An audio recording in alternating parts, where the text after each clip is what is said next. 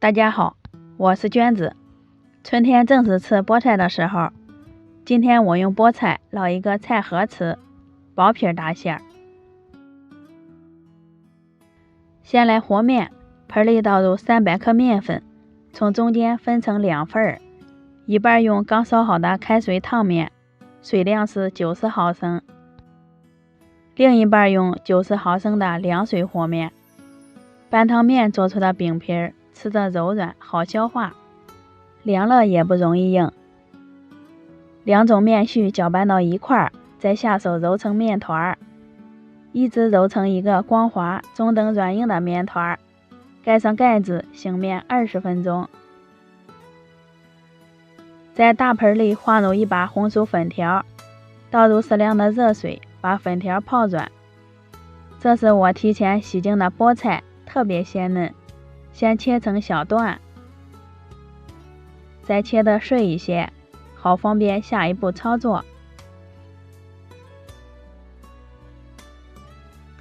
几颗蒜苗也切碎，泡好的粉条控干水分，再切成小段，都装到一个盆里面。在里面放一勺猪油，锁住菠菜的水分。用猪油拌馅儿比用植物油吃起来更香。拌匀以后，先放在一边备用。醒好的面团不用揉，搓成一个长条，切成大小相等的面剂。拿一个面团用手按扁，擀成一个圆饼，擀得越薄越好。接下来调馅儿，加入盐、十三香、麻辣鲜，最后淋点香油，翻拌均匀就行了，闻着就特别的香。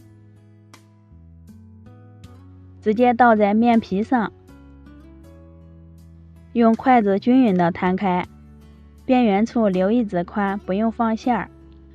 准备一个鸡蛋，用筷子把蛋清蛋黄搅散开，直接倒在菠菜里面。再用筷子将鸡蛋液和菠菜翻拌均匀，上面盖一张面皮儿，按压紧实，边缘处要用手压实，防止烙的过程露馅儿。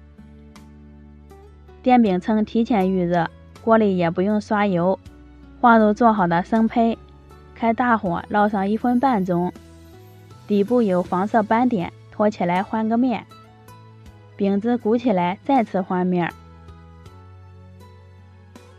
两面都烙成金黄色，饼子完全膨胀，就可以出锅了。饼皮薄的可以看见馅料，在对半切开，好方便食用。这样做的菜盒，饼皮薄，馅料足，吃起来清淡美味，不油腻。我老公一口气能吃上2、3块，做法还简单。